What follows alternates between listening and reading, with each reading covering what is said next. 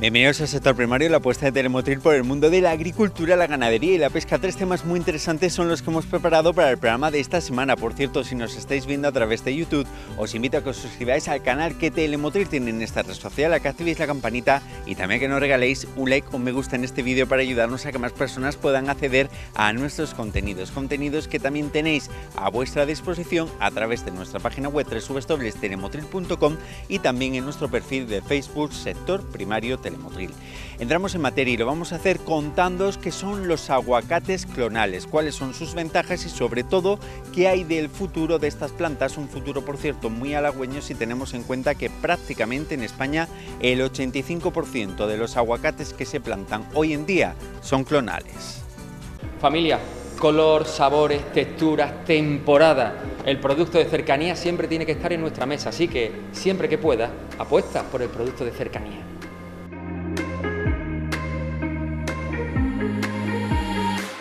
¿Quiénes somos nosotros? Nosotros somos Broco España. Quien no nos conozca, nos ubicamos en la zona de Vélez, Málaga, pero también tenemos alguna instalación en Cartaya. Tenemos 600 de producción en total. Y bueno, pues somos un referente en la producción de árboles subtropicales. Hemos llegado a producir unos 2 millones de plantones al año. Hemos cumplido ya 40 años, exactamente 41 cumplimos este año. Y trabajamos siempre con sistemas de gestión de calidad, tenemos distintas certificaciones, bueno, tenemos planes además de un plan eficaz, un plan de control de plagas, de enfermedades. Bueno, estamos muy enfocados en la calidad de los productos y en las certificaciones. ¿Y yo de qué os voy a hablar hoy? Pues sobre todo de la diferencia entre una planta clonal y una planta de semilla. Como ya ha comentado antes Jonathan Maoz, ha dicho que en Israel hay muchísimas plantaciones de aguacate de semilla y el problema que tienen es que son muy desuniformes, no son homogéneas. Entonces yo os voy a explicar la diferencia, la importancia de utilizar un buen material genético y luego os voy a presentar algunos casos de éxito porque está muy bien ver muchos artículos científicos. No sé si algunos de vosotros me habéis visto hablar otras veces, pero siempre pongo un montón de datos de artículos, publicaciones, pero bueno, es mejor ver caso real y empírico, ¿no? Para ver la verdad, la realidad. Bueno, la diferencia entre una planta clonal y una planta de semilla. Pues la planta de semilla es una semilla que brota, cada semilla tiene diferente genética, como nosotros, cada uno con su diferente genética, brota y se injerta con la variedad frutal. Es una reproducción sexual. En cambio, en la planta clonal lo que hacemos es una propagación vegetativa.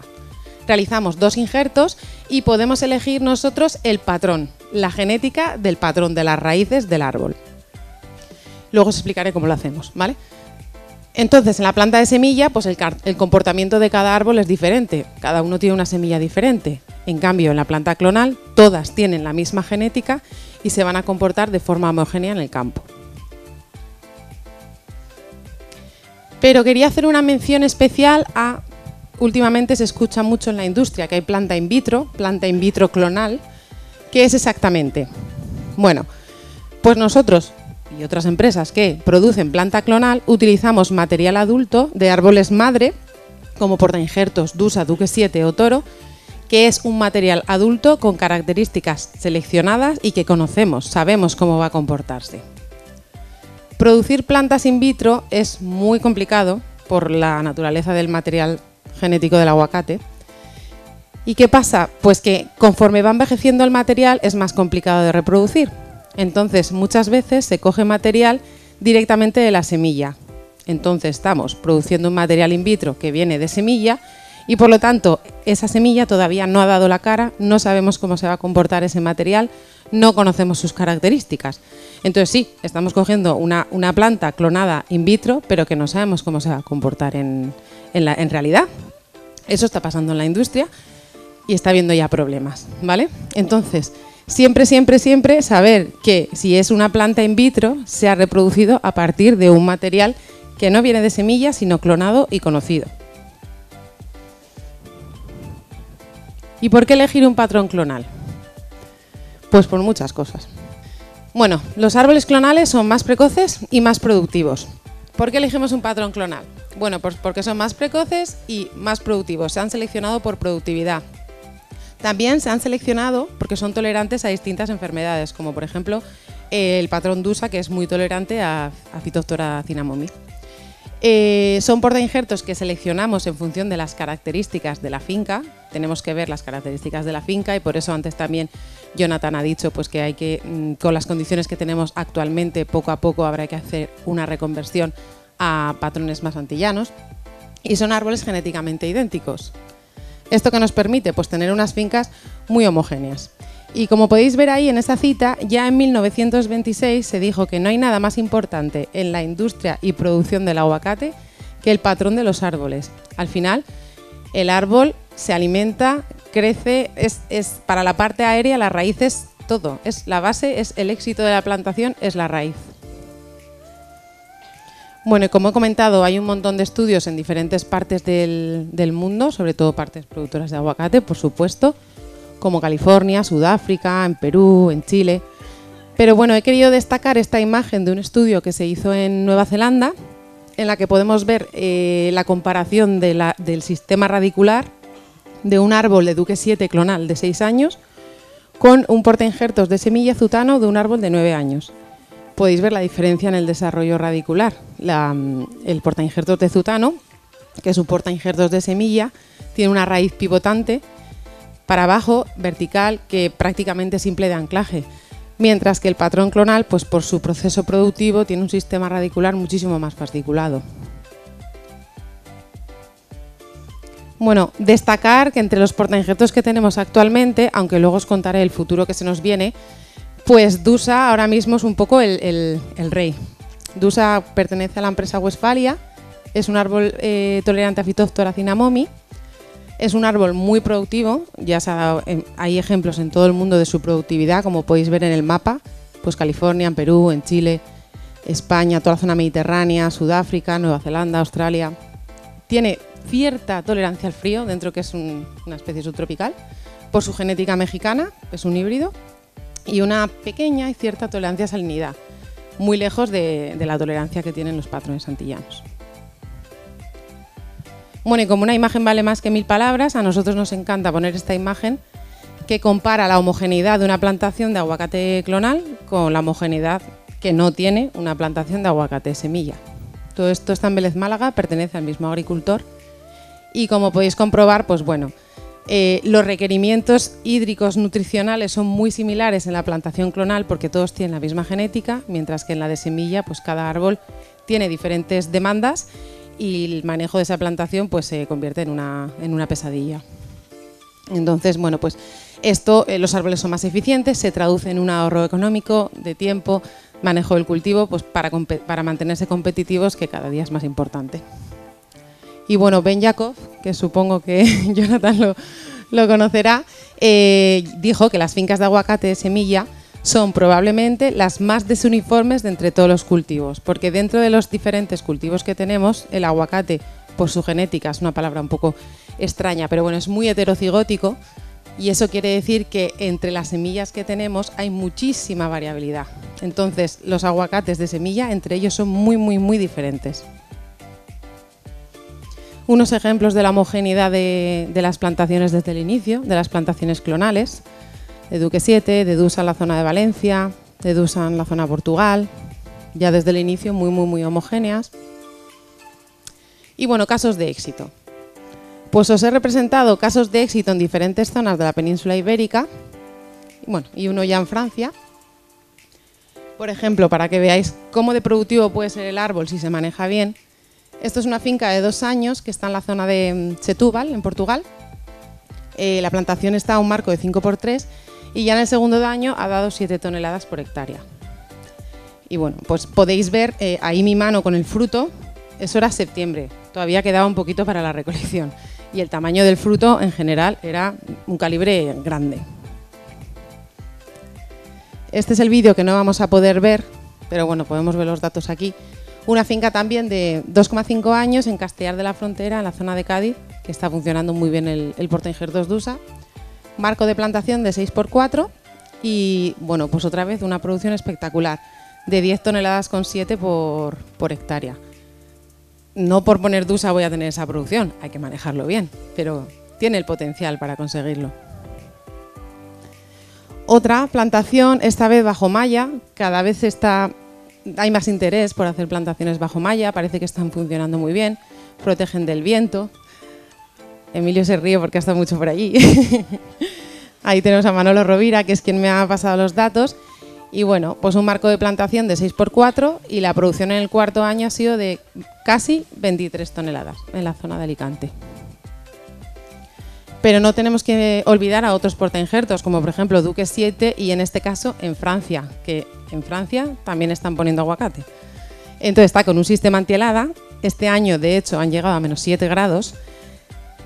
Se ha quemado alguna ramilla, pero lo han conseguido con -7 grados unas horas. Y la producción al cuarto año ha sido de 17 toneladas y media. Esto está en Francia, en Perpiñán, y es Avocado Roussillon. Ellos venden directamente al consumidor allí. Y sin olvidar al toro, estos datos me los ha pasado Manolo Berenguer, que también está por aquí. Y bueno, en Alhaurín de la Torre, la foto de las frutas es del DUSA, ¿vale? En este caso el DUSA produjo más allí, pero lo que destacan ellos en esta finca es que el toro es el que menos becero es. Todos los años tiene una producción más mantenida en el tiempo. Y bueno, en un marco de 7×5, que la verdad que no es nada estrecho, pues 13 toneladas. Y estos son los hermanos Pérez Garrán, que son asesorados por Manolo. Y otro ejemplo del toro cañón también, que a veces lo tenemos un poco olvidado, pero también es muy buen patrón. Este caso, San Martín del Tesorillo, en Cádiz, un suelo muy pesado, que de hecho al principio nos planteamos si se podía poner ahí aguacate o no. Y bueno, pues veis las producciones acumuladas. La primera producción fue de 3 toneladas, la siguiente de 6,7 y ya está. Se puso en el año 2021, pues en el cuarto año de la plantación, 15 toneladas con 6, que también es una buena producción, la verdad. Y bueno, ¿y qué portainjerto clonal vamos a utilizar ahora? Porque estamos escuchando que hay sequía, que las aguas cada vez tienen peor calidad, conductividad. Nos ha hablado Jonathan pues de todos los portainjertos que utilizan allí, de genética antillana. ¿Qué pasa? Que hasta ahora los portainjertos de genética antillana, como él ha dicho, son de semilla. Son asdos, son de gania. ¿Y qué va a pasar? ¿Que vamos a volver otra vez a la desuniformidad, etc, etc? Lo que queremos son portainjertos clonales de genética antillana.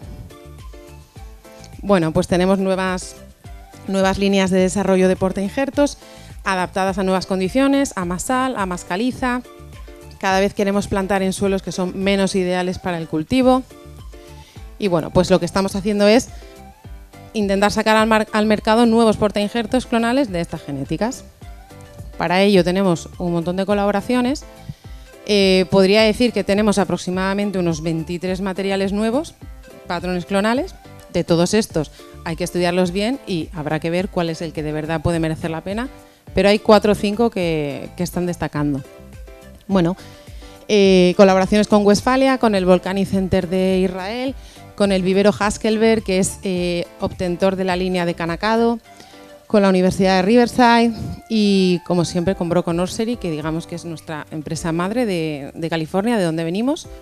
Colaboración con clientes, con técnicos, colaboramos con Emilio, colaboramos con Manolo, investigadores, y lo que vamos a hacer ahora mismo es comenzar a establecer fincas experimentales.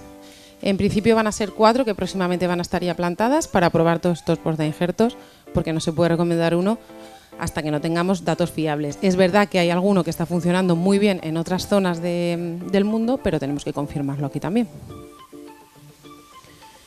Y bueno, por hacer un breve resumen de cómo producimos la planta, porque bueno, muy bien, la planta clonal funciona bien, es homogénea, bueno, pero ¿cómo se produce una planta clonal? ¿Qué es? Pues son plantas altamente tecnificadas que siguen un proceso de muchísimas fases, las hacemos en invernadero con condiciones controladísimas, y para que os hagáis una idea de lo difícil que es hacer una planta clonal, es que desechamos el 50% de las plantas con las que comenzamos. Si nosotros empezamos con 100 semillas, nos quedarán al final 50 plantas. ¿Y por qué digo lo de la semilla? Bueno, esto es una imagen de un invernadero de planta clonal.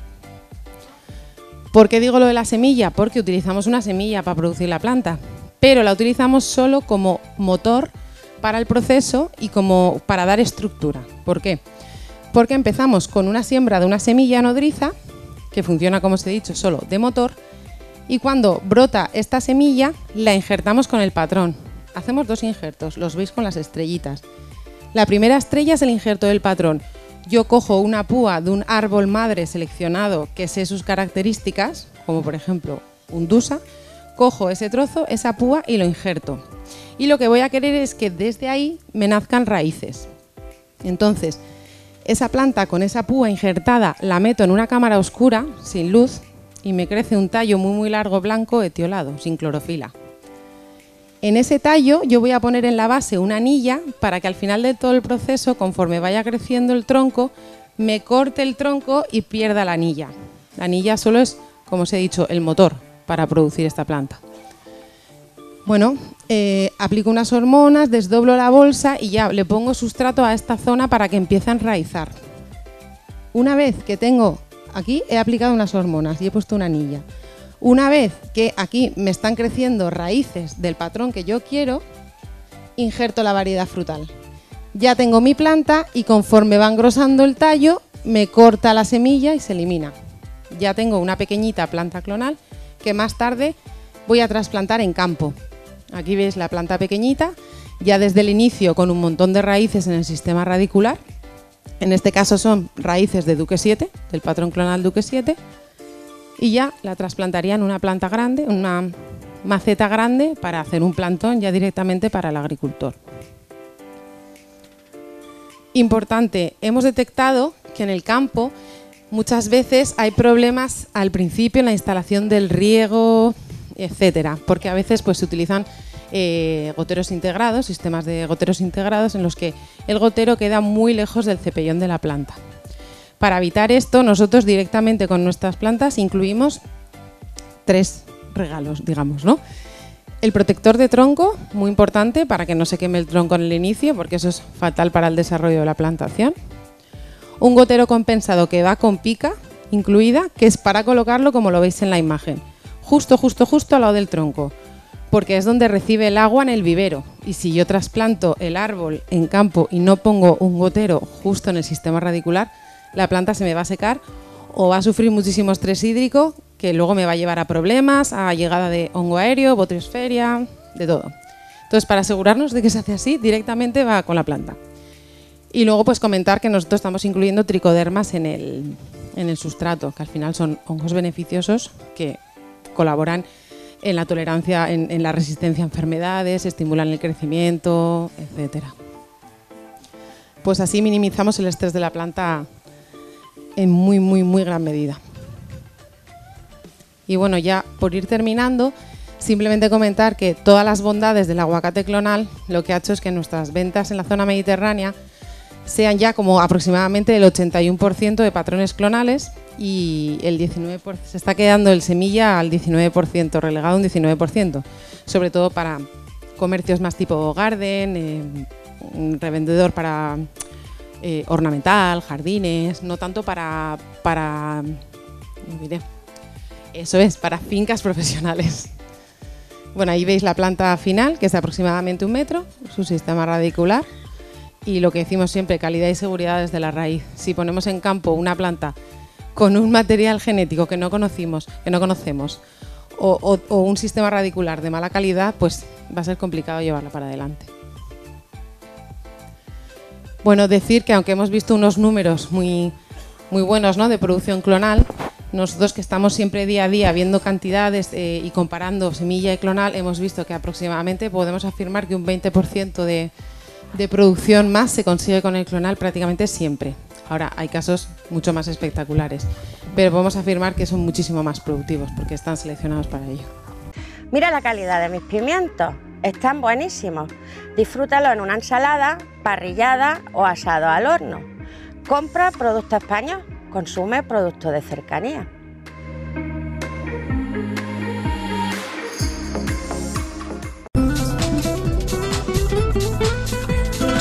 Volvemos en tan solo unos segundos con más temas interesantes. Será justo después de unos consejos de nuestros patrocinadores.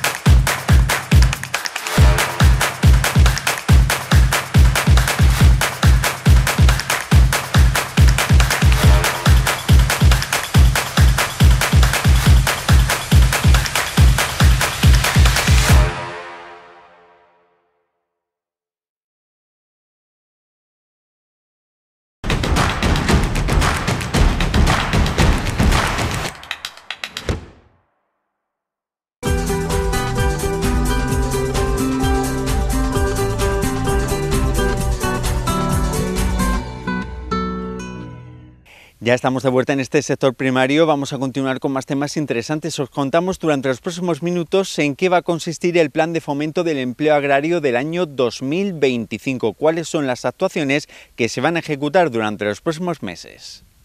El programa de fomento de empleo, PFEA, como le llamamos ahora, se sustituyó por lo que antes era el plan de empleo rural, el PER. Toda la gente, nosotros somos de una tierra agrícola y toda la gente que trabajaba en el tema del campo sabía que cada año venía el PER. Normalmente el PER iba en función pues, a esa gente que trabajaba, que eran jornaleros del campo. El PFEA tiene un objeto, primero realizar obras y servicios de interés general y social y también junto a eso, pues la contratación de trabajadores desempleados que pertenece o que proviene de eventuales agrarios. El coste total de este plan, de este PFEA, asciende a 1.703.000 y algo euros. En mano de obra se nos va o aparece con 1.209.196 euros.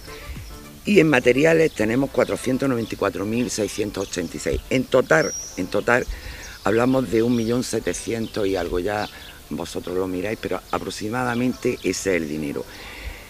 Esta subvención viene del SEPE y parte de la unidad actual promotora, en este caso del ayuntamiento, lo que es la contratación de este personal eventual agrario. Y la otra parte nos viene la subvención desde la Junta de Andalucía y de Diputación. Aproximadamente se van a contratar, y digo aproximadamente porque ya iremos entrando más adelante en cada uno, aproximadamente a unos 600 trabajadores, que viene muy bien para la economía de nuestra ciudad. Bueno, me gustaría destacar un dato que refleja la envergadura de este plan. El enfoque que se le ha proyectado, porque yo sé que Antonio, esto era su buque insignia, aparte de otras cosas, pero el PFEA para él era algo importantísimo. En el tema se le ha enfocado o se le van a dar, porque vamos a hacer actuaciones en lo que es la viga, en lo que es los caminos, y actuaciones y calles, arreglos y calles, como hoy estamos aquí, en lo que es la ciudad. Pero bueno, este plan irían destinados 700.000 euros solamente para el tema de mejora de caminos agrícolas. Vamos a intervenir en los tablones, en lo que es el camino del cementerio. Vamos a intervenir en Puntalón, lo que es el camino de Valdivia. Vamos a intervenir también en Motril, lo que es el Pau Galindo, y también en el Cortijo Díaz. Son las actuaciones, y muchas más actuaciones, pero en general estas son las actuaciones que se van a hacer en lo que es los caminos rurales, que sabéis que Antonio siempre estaba metido viendo, los agricultores pues lo llamaban: Antonio, por favor, mira cómo tenemos el camino, el tránsito que tenemos. Pues bueno, 700.000 euros irían de este plan, de este PFEA, irían para los caminos rurales. Pero no solamente nos quedamos en los caminos rurales, sino que también este plan va más allá. Y este plan lo que va buscando también es nuestros barrios, nuestros anejos. Tenemos a Conchi y hablamos de Puntalón, hablamos de la Nacla, hablamos del Cerrillo Jaime, que es donde hoy hemos venido a presentar este plan. El Cerrillo Jaime, del Varadero, de la Garnatilla, zonas que no se pueden quedar atrás, porque forman parte, son esenciales de todo Motril y de todos los motrileños. En la plaza que hoy nos encontramos, como veis, el pavimento está deteriorado, porque este pavimento necesitaba pues una especie de unos barnices especiales para darle. Bien, también tenemos la zona de un antiguo parque infantil que hubo, que también está mal. Por la situación donde nos encontramos, vemos que las sombras son inexistentes, lo que es los arbolados son inexistentes. Pues bueno, dentro de este PFEA, dentro de este plan que vamos a hacer aquí en la ciudad, en Motril, en el Cerrillo Jaime, vamos a cambiar, pues efectivamente, la accesibilidad. Como ya os hablarán la accesibilidad desde la calle San Lorenzo a esta plaza era imposible de que cualquier persona con problemas de movilidad pudiera acceder. También se va a cambiar el alumbrado público. También vamos a retirar ese suelo de caucho que os estoy señalando de un antiguo parque. Vamos a mejorar las zonas verdes con unos alcorques, con unos árboles que den sombra, porque es lo que necesita esta plaza. Esta plaza posiblemente no está viva por la falta de sombra, por la accesibilidad. Pues con este PFEA vamos aquí a cambiarlo todo. El suelo, este suelo que está pues, una loseta de cada color, posiblemente de las propias reparaciones que se han ido en el tiempo haciendo, pues se va a hacer, se va a poner una loza, un suelo, pues bueno, una baldosa hidráulica combinada con una baldosa de chino lavado. En definitiva, gracias a quienes trabajasteis con Antonio en la elaboración de este proyecto, a los técnicos, a los trabajadores municipales y también a las asociaciones de vecinos que también colaboran con lo que necesitan sus calles, sus barrios, sus plazas. Por supuesto, gracias, alcaldesa. Gracias, alcaldesa, porque siempre nos está impulsando con tu decisión de que todas estas mejoras que realmente son mejoras que vienen a nuestra ciudad se hagan lo más rápido posible y lo mejor posible. Y Motriz sigue, y con él el trabajo de Antonio, el que empezó y que ahora entre todos vamos a seguir y a continuar lo mejor que podamos. Gracias. Hoy es un día muy importante para Motril, como días importantes son cada vez, ¿no?, que tenemos el honor y el privilegio de presentar el proyecto, ¿no?, el Plan de Fomento del Empleo Agrario, y bueno, por eso decimos que es un día muy importante para Motril y para su anejo. Nos encontramos, como ha explicado perfectamente la teniente de alcalde, en esta plaza para presentar el inicio de un nuevo plan de fomento del empleo agrario, un gran proyecto con el que volvemos a demostrar que este equipo de gobierno apuesta con hechos por la mejora de nuestro municipio, por el empleo y sobre todo, como también ha explicado perfectamente, por el campo, por nuestra agricultura y por nuestros agricultores.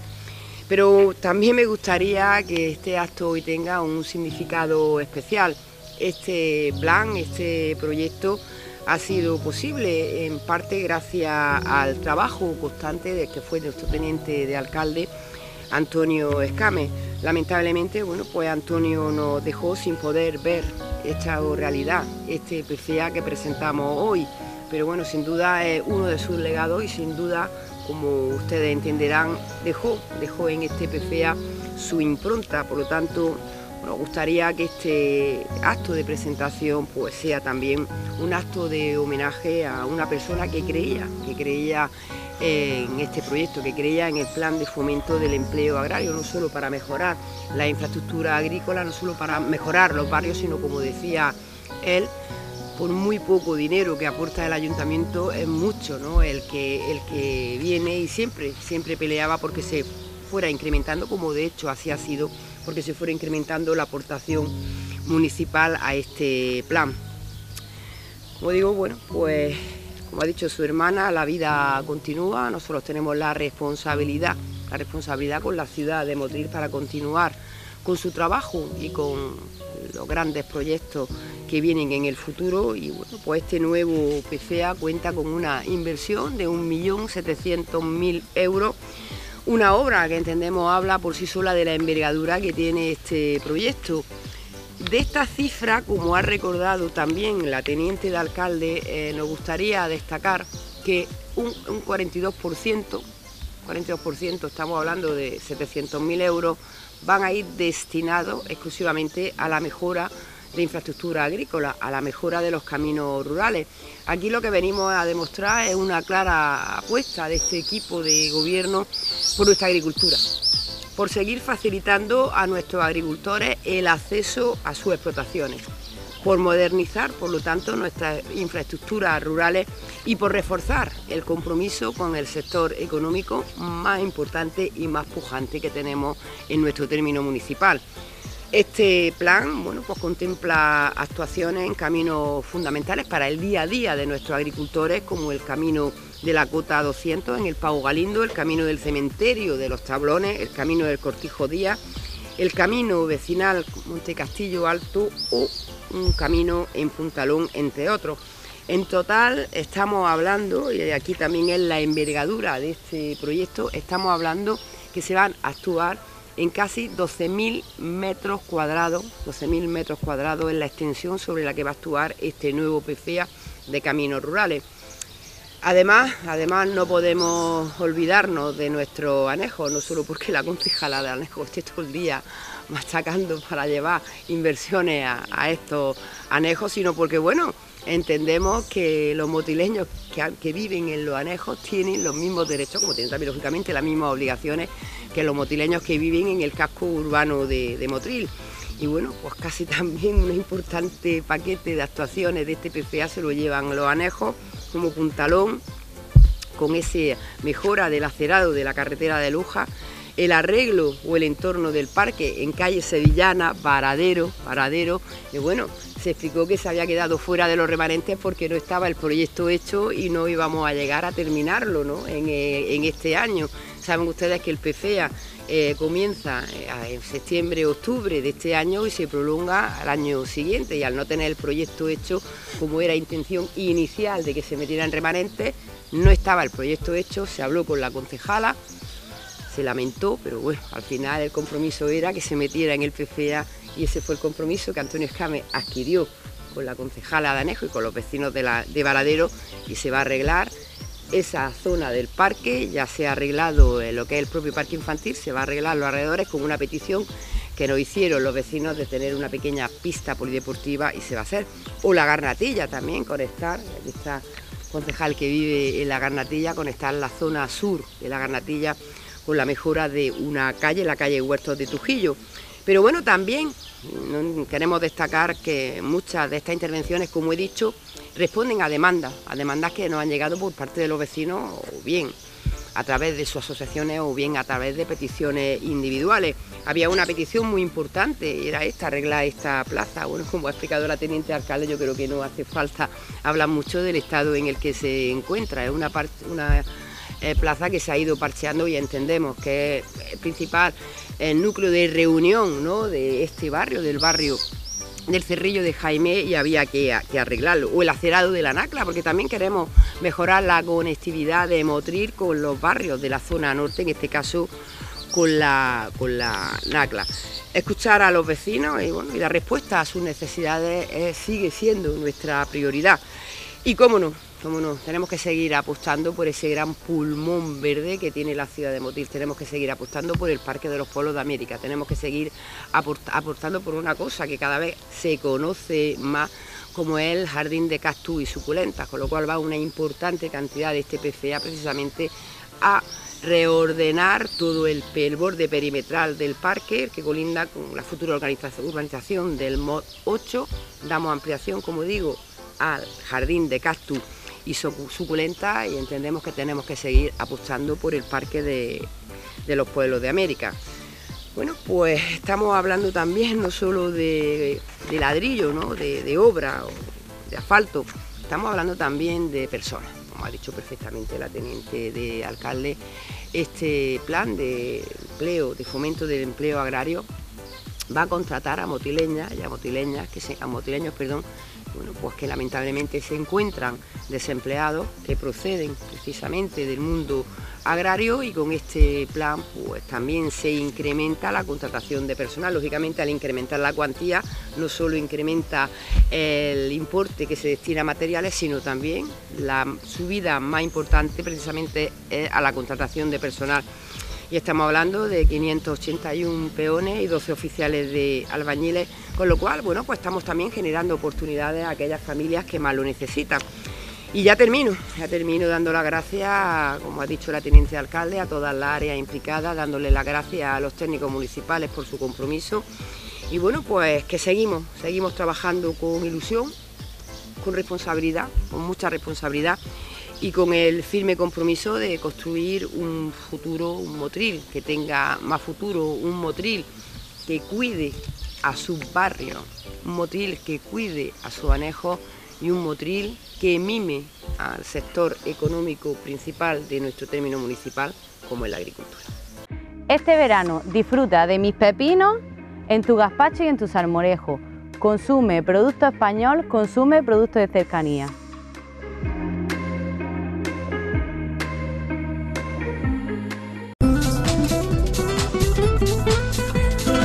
Hemos tenido unos días de calor extremo. Las temperaturas parece que nos van a dar un pequeño respiro, pero eso sí, el índice de rayos ultravioleta continúa muy alto. Por eso, durante los próximos minutos de este sector primario, el médico integrativo de Naturalia, Miguel Martín Almendros, nos va a hablar de la importancia de cuidarnos muy mucho del sol para prevenir el cáncer de piel.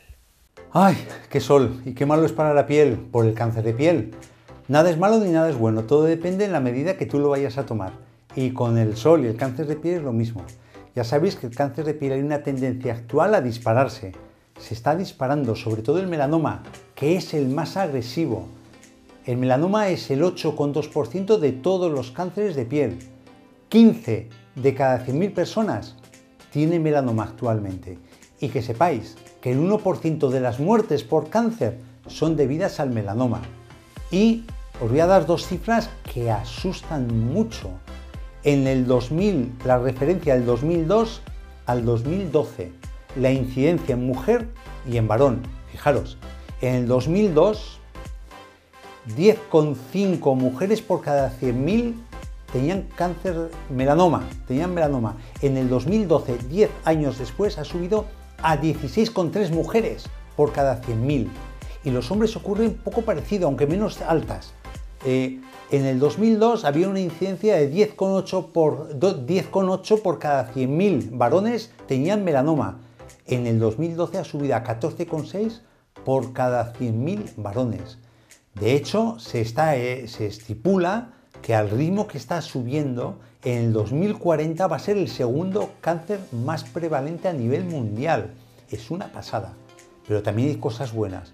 Lo bueno es que el 95% de los cánceres de piel se cura si es detectado a tiempo.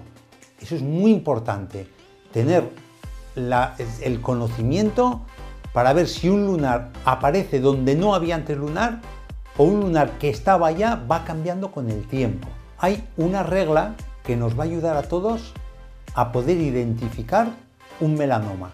Cáncer de piel, sobre todo melanoma, que es el que más tenemos que agudizar el ojo. La regla ABCD para identificarlo. A, ¿por qué? Porque tenemos que valorar la asimetría de los lunares. ¿Qué significa esto? Que igual en un lunar que tenemos en la piel, la mitad de un lunar es de una forma y la otra mitad es totalmente diferente. Eso es ya una señal de alarma. La B, porque valoramos los bordes. El cáncer o el melanoma tiene borde irregular, desigual, mal definido, dentados como un sol, como una estrella de mar. C, de color. En un lunar, cuando es malo o cuando hay sospecha de que puede ser malo, podemos encontrar muchos colores, no es uniforme. Podemos encontrar en el mismo lunar el rojo, blanco, azul, marrón, negro. Ojo, cuando veáis eso en vuestra piel, ojo, directos a la consulta de un profesional. D, de diámetro. A partir de 6 milímetros, el tamaño de la goma de un lápiz, ya puede haber riesgo de que sea un lunar malo. Y por último, la E de la regla ABCDE es la evolución. Es decir, que veamos cambios en un lunar preexistente, cambios de tamaño, de forma, de color, que pique, que sangra, que se eleva, etcétera, etcétera, etcétera. Eso es la regla del ABCDE, que tenemos que tenerlo clavada en nuestra frente cuando, sobre todo, somos personas que podemos tener más de un lunar en nuestra piel. ¿Cómo podemos sospechar de que podemos tener un melanoma o podemos tener un lunar que se puede transformar en un melanoma? Siempre cuando en un adulto, en una zona que no había ninguna mancha, aparece un lunar, de nuevo, ojo. Estar atentos, ojos a visor. Cuando un lunar ya preexistente tiene picor, dolor, o ardor en el lunar, ojo a visor. Cambios en la superficie. Es decir, un lunar que estaba uniforme, normal, que empieza a hacerse escamoso y que se eleva o se hunde repentinamente. Mal asunto, al médico. Y luego que aparezcan manchas oscuras en zonas inusuales, en la palma de la mano, en las uñas, en los labios, en las mucosas, en las plantas de los pies. Esas manchas negras no tienen que estar ahí. Hay sospecha de que puede haber un problema de malignidad. A consultar con el profesional. ¿Y qué tenemos que hacer cuando sospechamos de que tenemos un problema con un lunar? En primer lugar, acudir a nuestro médico de cabecera. Entonces, nuestra médica de cabecera tiene dos opciones, o derivarnos al dermatólogo o hacer una foto y mandarla al dermatólogo por una interconsulta. Entonces, si nos deriva el dermatólogo en nuestra piel lo valora con un dermatoscopio, que es una lente, una lupa grande, para que tengáis una idea, y ya dependiendo de lo que vea, hace biopsia o no hace biopsia. Pero esto nos va a llevar a una detección temprana con una curación, insisto, del 95% de los melanomas. Todo depende del cuidado que tengamos vigilando nuestras manchas. Se ha hecho mucho hincapié con los bultos en las señoras del cáncer de pecho, la autoexploración, pues ahora tenemos que hacer hincapié en las manchas en los lunares para detectar a tiempo el cáncer de piel. Y también hacer una prevención. Es importantísimo la prevención, ya no solo la vigilancia de nuestro cuerpo, sino la prevención. Esa prevención pasa por el uso de factor de protección solar. Cuando vamos a exponernos al sol, pues el uso de factor de protección solar de 30 o más. Eso sí, si es posible que sean biológicos y que tengan pocos disruptores endocrinos, mejor. Pero es un tema difícil, porque la mayor parte de los factores de protección solar de las cremas tienen muchos disruptores endocrinos. Es poner en la balanza. Todo es poner en la balanza. Cuando usamos un factor de protección solar, utilizarlo 20 o 30 minutos antes de la exposición, para que vaya impregnando un poquito la piel. Cada 2 horas volverse a echar, y más aún si hemos entrado al agua y hemos salido del agua, si por el sudor lo estamos perdiendo porque estamos jugando a las palas en la playa o nos hemos secado con la toalla cuando hemos salido de la piscina. Volvérselo a echar, incluso en días nublados, porque si no es absurdo. También, qué mejor que usar el factor de protección solar es no exponerse en horas indebidas. ¿Cuáles son las horas indebidas? Cuando hay mayor intensidad lumínica, cuando hay mayor riesgo, de las 11 de la mañana a las 4 de la tarde. Ahí, actividades a la sombra, intentar no hacer actividades al sol. La famosa siesta está por algo y para algo. La ropa protectora, cuando salgamos a la calle, un sombrero de ala ancha, gafas con protección ultravioleta para los ojos, que también puede haber melanomas en los ojos, y camisas pues de manga larga pero fresquitas, de lino, anchas, pero que supongan una protección para nuestra piel. Y luego no usar cabinas de bronceado. Una de las mejores protecciones, lo mismo que para protegernos del cáncer de pulmón es no fumar, para protegernos del cáncer de piel es no usar cabinas de bronceado. Son venenosas para nuestra piel. Mirad, en una señora que haya hecho bronceado en cabinas con menor de 30 años, tiene un aumento de un 75% del riesgo de cáncer melanoma en piel. Ojo al dato, Por ejemplo, una persona que, insisto, haya tomado antes de sus 30 años el bronceado en cabina, pues es una de estas candidatas que tiene que vigilarse muy mucho su piel para adelantarse a ese hipotético melanoma que le puede salir. También, y en esa revisión, pues por supuesto, la regla del ABCDE que acabamos de decir, pero la real protección, la real prevención es cuando se empieza a hacer desde la infancia, porque la piel tiene memoria. O sea, toda exposición que hacemos sobre la piel se va acumulando, se va acumulando, se va acumulando. Y si has abusado de mucha exposición cuando has sido joven, igual luego de mayor, con simplemente el darte el sol por ir paseando por la calle, puede ser el punto de inflexión, la botella que se llena y te aparece ese problema, ese melanoma o ese problema de piel. Ojo al dato, la mejor prevención es aplicar estas medidas desde que nuestros niños son niños, desde que nuestros niños son bebés. Y mucho ojo a esas pieles especiales que requieren más vigilancia. Piel clara, ojos azules, pelo rojo, pelo rubio. mucha vigilancia, mucho cuidado. Historia de quemaduras previas, adolescencia, infancia, mucho cuidado. Piel con muchos lunares, piel con muchas pecas, más peligrosas que un nublado. Doble protección a esas personas. O que hay antecedentes familiares o antecedentes personales de un melanoma. Eso sí que hay que mirar con lupa cada centímetro de nuestra piel, ¿no? Y otra protección que puede ser interesante, pero que no excluye la anterior, es, por ejemplo, el uso de antioxidantes. Los antioxidantes ayudan a combatir los radicales libres que se generan por la radiación ultravioleta, que acaban dañando el ADN de nuestras células y hacen que muten. Y como antioxidantes tenemos la vitamina E, la vitamina C, los betacarotenos, los licopenos, los polifenoles. ¿Y dónde están? En nuestra alimentación. ¿Qué alimentación? La dieta mediterránea. Eso hemos hablado muchas veces, que polifenoles, licopenos, el polifenol del té, el licopeno del tomate, los betacarotenos de la calabaza, la vitamina C del pimiento o de la naranja, la vitamina E de los aceites. Pero tenemos en nuestra mesa la protección realmente. Luego también hay una planta que quiero reseñar. Yo fui de los primeros médicos que trajeron esta planta a España, es el Polypodium leucotomos.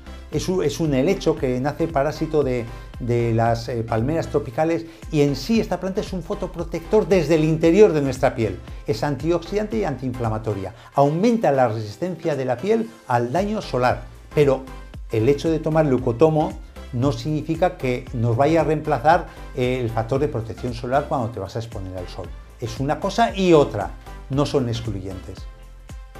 Otro elemento importante a tener en cuenta es el omega 3, que hoy en día se habla tanto del omega 3 con tantos beneficios para nuestra salud, pues en este caso actúa como antiinflamatorio, modulando la respuesta inmune de la piel frente a la exposición a los rayos ultravioletas, tanto los rayos A como los rayos ultravioletas B. El sulforafano es un principio activo, un fitonutriente que lleva las crucíferas, es la col de Bruselas, el repollo, activa los enzimas protectores celulares. Hay experiencias muy bonitas que se somete, muy bonitas, es una puñeta para el ratón, ¿no? Pero cuando se somete al ratón a una exposición ultravioleta y se genera un tumor, los sulforafanos inhiben, retrotraen el tumor para atrás. Entonces, implementar en nuestra alimentación las crucíferas es un elemento muy importante como protección de cara a la exposición solar. Y luego hay otros elementos que siempre van bajo consejo de facultativo: la astaxantina, la luteína, el consumo de selenio, el consumo de zinc, que esos son más difíciles de encontrar en los alimentos del día a día, pero los hay. Este verano da sabor a tus comidas con Mis Pimientos. Consume producto español, consume producto de cercanía.